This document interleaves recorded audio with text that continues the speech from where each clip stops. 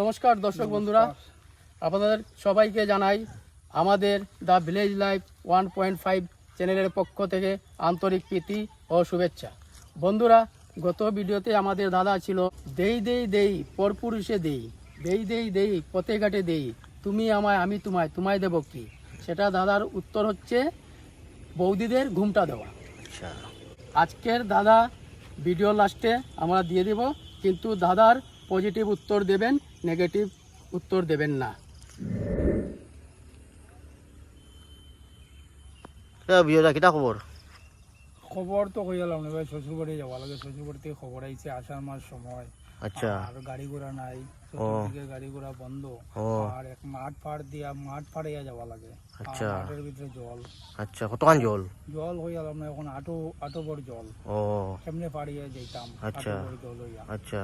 তখন কোন রকম গেছি, মাঠও নামছি, মাঠও নামিয়া ওই আটো জলে গেলাম গিয়া। আচ্ছা। গিয়া তো শ্বশুর বাড়ি রাত্রে খাইয়া ঘুমাইলাম।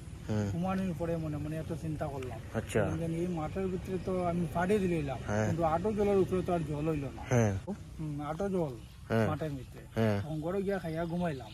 ঘুমানোর পরে মনে মনে চিন্তা করলাম, আজটা মাঠ ফাটিয়ে দিলাম, কিন্তু জল তো আটো জলের উপরে তো জল হইল না। পরের দিন আইয়া আমি দেখলাম, বুঝলাম এটার জন্য খুঁজিয়া দেখা যায় যে এটা নিচে একটা কড়াই। ঠিক নেই? ওই কড়াই দেখা যায়, ওই কড়াইয়ের উপরে দিয়ে আমি গেলাম শ্বশুর বাড়ি। ও শেখর দা, তোমার কিটা খবর? আর খবর কি দেওয়া, আমার বন্ধুর গল্প শুনে তো আমি একদম পুরো স্টেঞ্জ হয়ে গেলাম। এই যে অমাবস্যা একটা গল্প দিলে, একটা মাঠ ফাড়াই গেল, একটা কড়াইয়ের উপরে দিকে। আচ্ছা। বাড়ি গিয়া খাইয়া ঘুমাইলো, ঘুমাইয়া চিন্তা করে যে তার আটো জলের উপরে আর জল হইলো না। পরের দিন খুঁজা তাইলো, আইয়া দেখা কিতা একটা কড়াই, এটা সম্ভব নেই। শুন, আমার নাম কিতা, আমার নাম বাস। সূর্য যখন ফাঁক থাকে কিতা লাগি জানিস নি, সুতা ঢুকাইবা লাগে। আর আমি কোথার ফাঁক ধরি কিতা লাগি জানি, বাস দিবা লাগে, বাস। আমি জানি এটা আমার আমি বাস দিই। আমার ওরকম বুঝছো নি, ছোট আসলাম আমি, আর পড়াশোনাত মনও নাছিল না। আচ্ছা।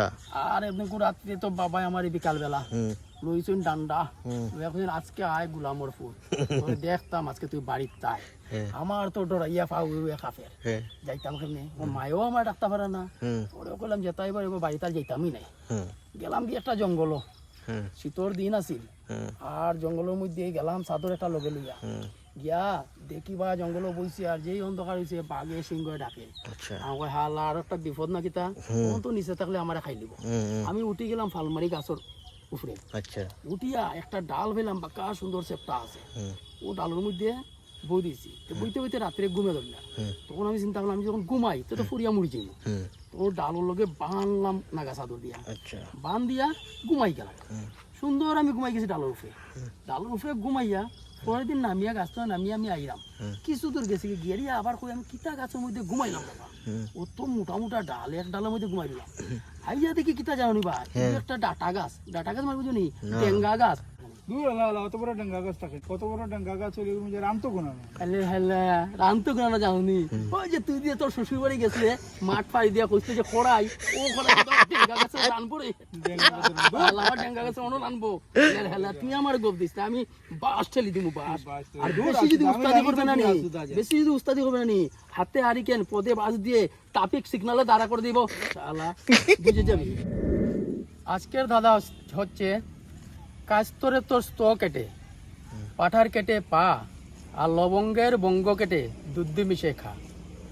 বন্ধুরা, যদি আমাদের ভিডিও আপনাদের ভালো লাগে তাহলে নিশ্চয় চ্যানেলটিকে শেয়ার করবেন, লাইক করবেন এবং সাবস্ক্রাইব করবেন। ধন্যবাদ।